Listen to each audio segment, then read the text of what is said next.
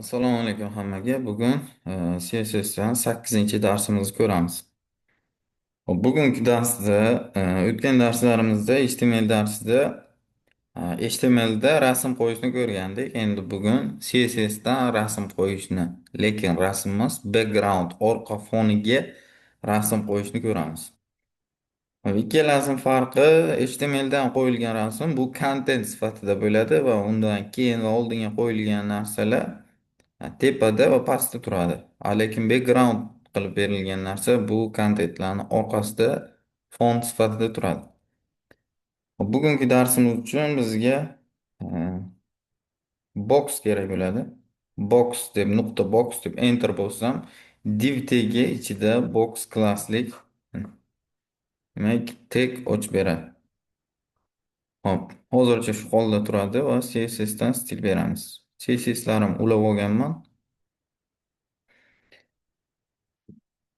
Hop, bizga kerak box width o'lcham berishim kerak. 50.000 piksel va height o'sh 600 piksel. Ko'rib turishim uchun border berishim kerak. Border 1 piksel solid. Va natijani ko'ramiz. Mana natija.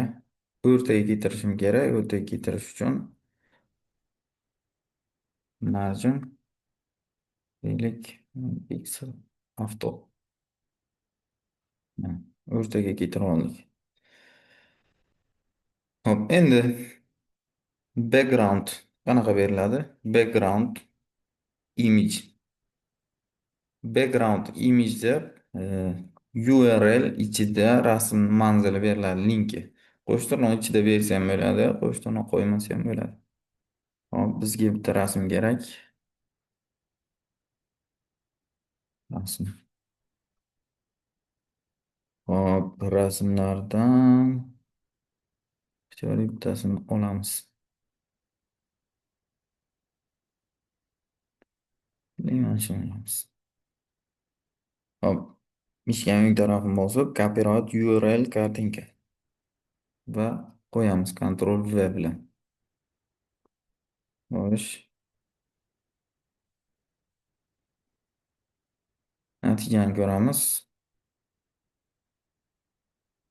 Mana, demak, rasm qo'yildi.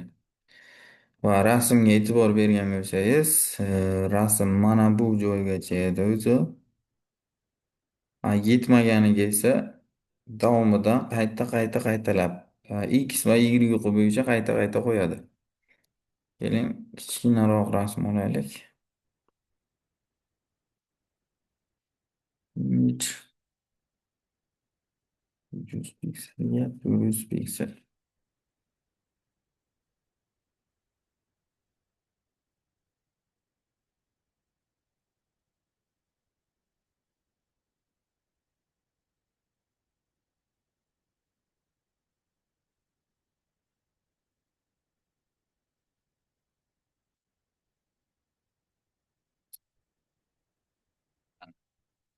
Rasm ham X o'qi bo'ylab, ham Y o'qi bo'ylab qayta qo'yiladi toki qutum box to'lgunicha. Agar rasmni o'lchami katta bo'lsa, bitta qilib qo'yiladi. Agar qutini bittada to'ldirib qo'ysa, bitta qo'yiladi. Agar kichkina bo'lsa, qayta qo'yiladi. Xo'p, endi buni qayta qo'yish background repeat deyiladi. Background repeat. Bu joyda repeat x qo'ysam, faqat x o'qi bo'ylab qaytaradi. Agar y qo'ysam, faqat y o'qi bo'ylab qaytaradi. Agar shunchaki repeat qo'ysam, ikkalasi bo'yicha ham qaytaradi. Demak, default holati repeat turadi ekan. Agar menga qaytarishni xohlamasam, ko'p hollarda no repeat qo'yiladi. Bitta o'zi turadi. Endi bu background rasmni turgan joyini o'zgartirmoqchi bo'lsam, background position hop deylik, tepaga o'rtaga tursin. Top center. Tepaga o'rtaga. Tepaga o'rtaga. Top right. Tepaga o'ng tarafga.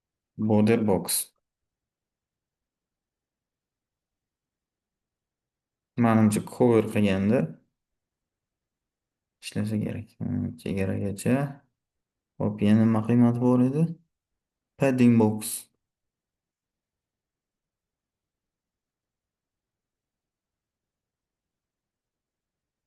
Padding box. Va bu padding berilganda ishlasa kerak. Demak, boxga padding beramiz. Padding 1 piksel. Nu, yangilik sezilmadi. Paddingni ichiga cha.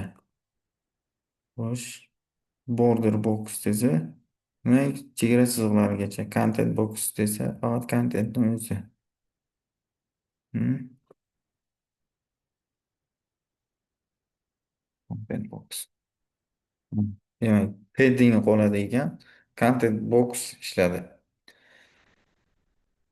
Padding qoladi va paddingdan tashqari joylarga background qoldiradi ekan.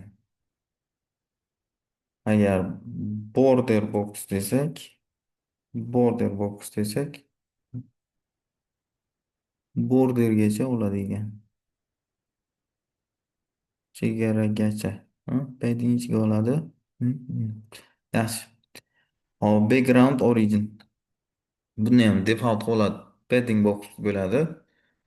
Border box, content box degan qiymatlari bor.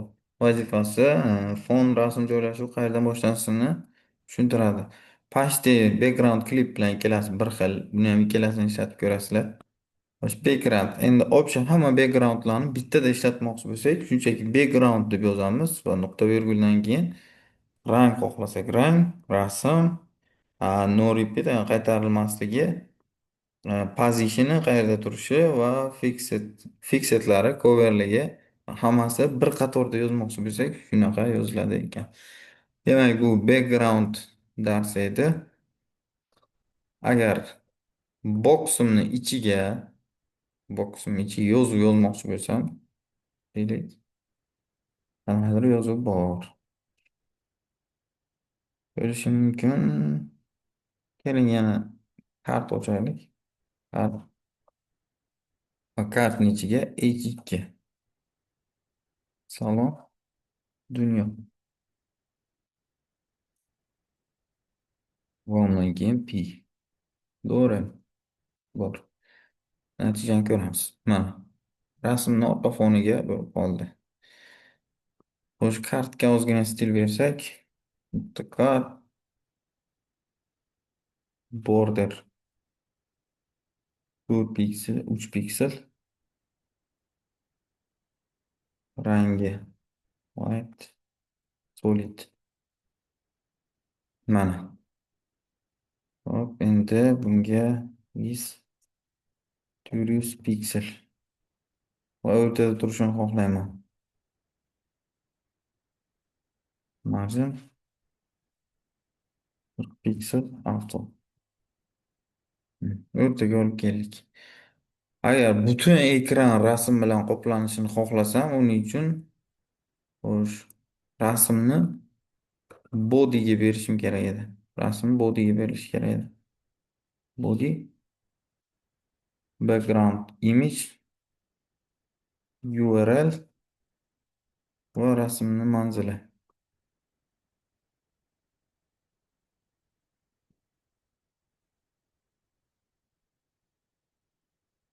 Oyna rasm bilan qoplanadi shunda.